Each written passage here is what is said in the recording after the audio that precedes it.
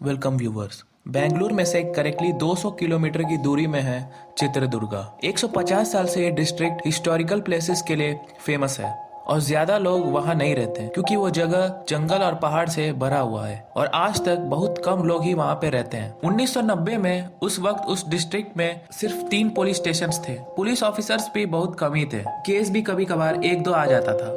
चित्रदुर्गा में 35 साल की लड़की दिव्या गवर्नमेंट जॉब कर रही थी। दिल की अच्छी और सबके साथ अच्छा बिहेव करती थी। रोज बस से ही काम करके आती थी। बस स्टॉप से उनका घर तक करीबन 1 किलोमीटर चलना पड़ता था। उस रास्ते के दोनों साइड छोटे छोटे पौधे और पौधों के उस साइड मक्के का खेत था। अगर आप उस रास्ते से चल के जा रहे हो तो कोई भी आपको देख नहीं पाएगा।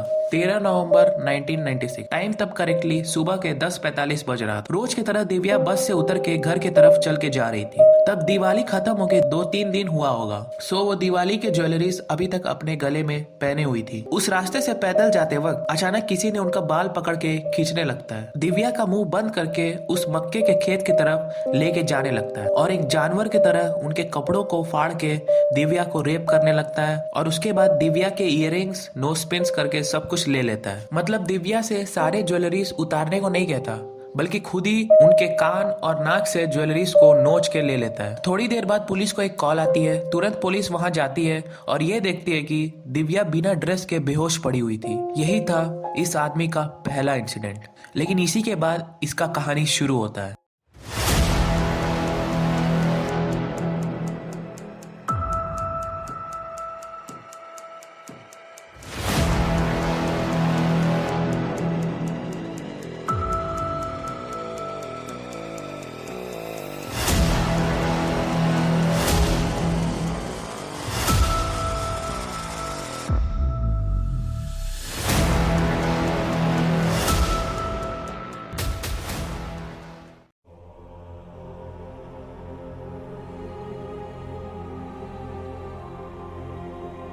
नाइनटीन 1996 में कर्नाटका के बेंगलुरु शहर में लोग बहुत खुशी से जी रहे थे। सब लोग अपना अपना काम करके चैन से जी रहा था। उस टाइम बेंगलुरु एक स्वर्ग की तरह था। लेकिन ये सब इस आदमी के कारण बदलने लगता है। और बोला जाए तो लोग सेफ्टी के लिए अपने घर के चारों ओर ग्रिल लगाते हैं ना, वो भी इसी इंसान की वजह से स्टार्ट हुआ था। लड़कियां अपने घर से बाहर निकलने के लिए डरने लगती हैं। सिर्फ बेंगलुरु ही नहीं बल्कि पूरे कर्नाटका के लोगों के ऊपर भय छा जाता है। उसका लड़कियों के ऊपर अटैक करने का तरीका हर वक्त सेम था। वो कहां से आएगा आपको पता नहीं चलेगा। अचानक झाड़ियों में से आएगा, आपको खींच के लेके जाके मार देगा और उसके मारने का तरीका एक जानवर की तरह होता था। पब्लिक से लेके पुलिस भी पक्का ये आदमी नॉर्मल इंसान नहीं है बल्कि एक जानवर है करके कहने लगते हैं। उस जानवर के बारे में ही हम इस वीडियो में देखने जा रहे हैं।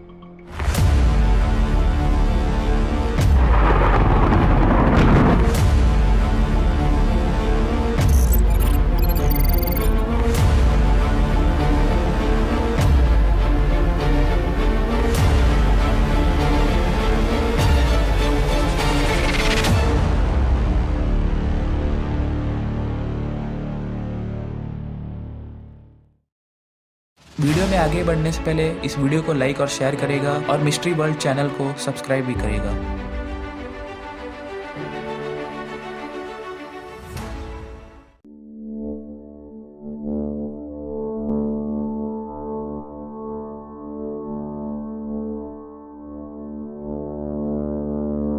अभी पहला इंसिडेंट होके 1 महीना भी नहीं हुआ था। वो दिसंबर महीना होने की वजह से जल्दी अंधेरा हो जाता है। 6 दिसंबर 1996 फ्राइडे के दिन शाम के 6 बज रहे थे। पल्लवी नाम की एक छोटी लड़की आटा पीसने के लिए पास वाले फ्लोर मिल की तरफ जाती है, लेकिन गई हुई लड़की वापस नहीं आती। तुरंत पल्लवी के पेरेंट्स उसके फ्रेंड्स के घर पे जाके ढूंढने लगते हैं, लेकिन वो कहीं नहीं मिलती। चित्रदुर्गा में पल्लवी के घर से उस फ्लोर मिल की दुकान की दूरी बहुत कम थी। फ्राइडे 6 तारीख को गायब हुई लड़की को 7 तारीख को ही उसके पेरेंट्स पुलिस को कंप्लेन दिया। उस टाइम कोई भी उतना जल्दी पुलिस के पास नहीं जाता था। जो भी प्रॉब्लम्स होता था वो सब पब्लिक ही हैंडल कर लेती थी, इसलिए उस टाइम बहुत कम केसेस पुलिस स्टेशन में रजिस्टर होते थे। 8 दिसंबर 1996 पल्लवी के गायब हो गए 2 दिन बाद पुलिस को पल्लवी की डेड बॉडी मिलती है। शरीर में बिना कपड़े के पाई गई। उसके चूड़ीदार और अंडरवेयर पास वाले झाड़ियों में फेंका हुआ मिला। उसमें पल्लवी के पैंट में पुलिस सीमन को पाती है। सो पुलिस ये सोचती है कि 2-3 लोग इस लड़की को किडनैप करके रेप किए होंगे। दिसंबर के महीने में मौसम ठंडी होने की वजह से पल्लवी की बॉडी का डिकम्पोजिशन प्रोसेस को स्लो कर दिया था। पुलिस जब क्राइम सीन को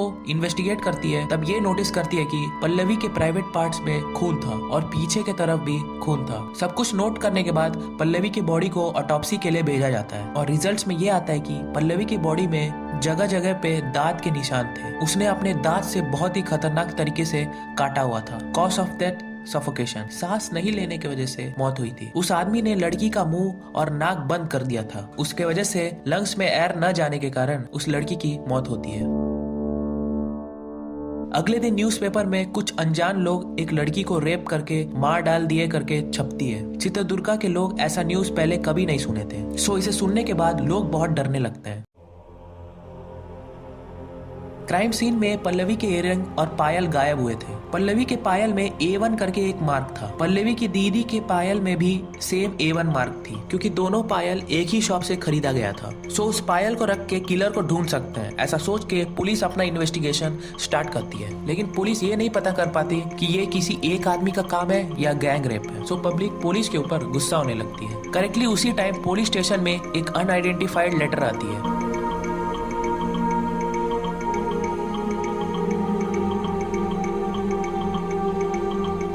उस लेटर में ये लिखा था कि पल्लवी के मौत के पीछे कुछ अमीर लड़के हैं। एक प्रोफेसर और डॉक्टर का लड़का इसमें इन्वॉल्व है। सो पुलिस तुरंत उस एरिया में रह रहे अमीर लोगों का लिस्ट बनाती है। उस एंगल से इन्वेस्टिगेशन करते हैं, लेकिन तब भी पुलिस को कोई प्रोग्रेस नहीं मिली। सो वहाँ के लोग पुलिस पे बहुत गुस्सा होने लगते हैं। इसलिए वहाँ के गवर्नमेंट उस पुलिस टीम को वहाँ से ट्रांसफर करके उनके जगह एक नई पुलिस टीम को इन्वेस्टिगेशन के लिए अपॉइंट करती है। वो न्यू पुलिस टीम उस लेटर को साइड में रख के दूसरे एंगल से इन्वेस्टिगेशन करते हैं। इसी तरह कोई और लड़की पे अटैक हुआ है करके पूछताछ करती है। तो जो मैंने इंट्रो में कहा था कि 35 साल की दिव्या नाम की लड़की पे अटैक हुआ और उसका रेप हुआ, ये बात उस न्यू पुलिस टीम को नहीं पता थी क्योंकि दिव्या का केस एक चोरी का केस करके रजिस्टर हुआ था। इसलिए पुलिस को दिव्या के केस के बारे में नहीं पता चली। लेकिन बाद में इसी तरह एक और अटैक हुआ है करके पुलिस को पता चलती है।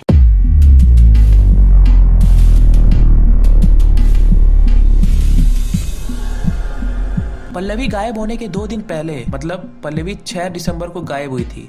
सो 2 दिन पहले मतलब 4 दिसंबर वेडनेसडे को इसी तरह एक और अटैक वहां पे हुई थी और वो भी पल्लवी गायब हुए उसी जगह पे। और वो लड़की एक दूध वाले की बेटी है करके पुलिस को पता चलती है। सो पुलिस उस दूध वाले को ढूंढ के पुलिस स्टेशन में ला के उससे पूछताछ करती है। शुरुआत में नहीं बोल के बाद में हाँ सर करके मान लेता है और उस रात को क्या हुआ करके बताने लगता है। उस दूध वाले की बेटी का नाम था गीता। ये पास वाले एक कंपनी में ही काम कर रही थी। सो इनके पापा पूरे एरिया में दूध देने के बाद शाम में अपने बेटी को कंपनी से पिकअप करते थे। उसी दिन 4 दिसंबर 1996 शाम को गीता को कंपनी से लेके आते वक्त मेडिकल शॉप के पास खड़े होके, बेटी तुम आगे जाओ, कुछ दवा हमको लेना है, मैं पीछे पीछे घर आ जाऊंगा, ऐसा करके गीता के पापा बोलते हैं। गीता भी ओके पापा बोल के अकेले घर जाने लगती है। जब गीता अंधेरे में उस सुनसान रास्ते में जा रही थी तब सामने से एक आदमी कैप पहने हुए आता है। तब वो आदमी नॉर्मली गीता को क्रॉस करके चले जाता है। सो गीता भी बिना कुछ शक किए आगे चलती रहती है और दूसरा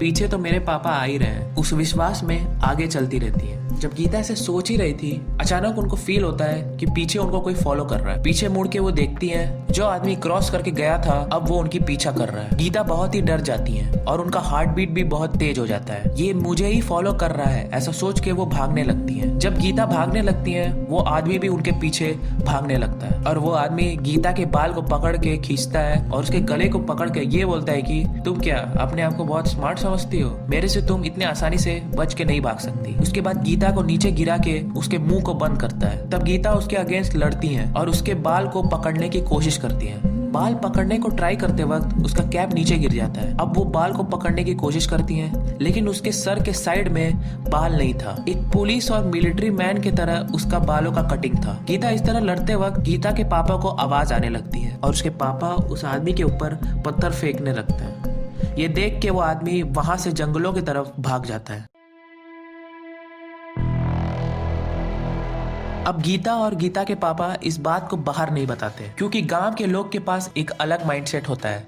वो जल्दी पुलिस के पास नहीं जाते, जो भी होता है खुद ही हैंडल कर लेते हैं। और ये सब बात अगर बाहर बताएंगे तो उनकी इज्जत चली जाएगी, ऐसा सोच के वो ऐसे सीरियस बातों को अपने अंदर ही रख लेते हैं। इसी तरह गीता और गीता के पापा किए थे। ये सब सुनने के बाद पुलिस, ओके आप अपने बेटी को लेके आइए, उनसे भी पूछताछ करनी है। उनके बात मान के वो अपने बेटी को पुलिस स्टेशन लाते हैं। जो जो चीज गीता के पापा ने बताया था सेम वही चीज गीता ने भी बोला, लेकिन गीता एक पॉइंट और बताती है।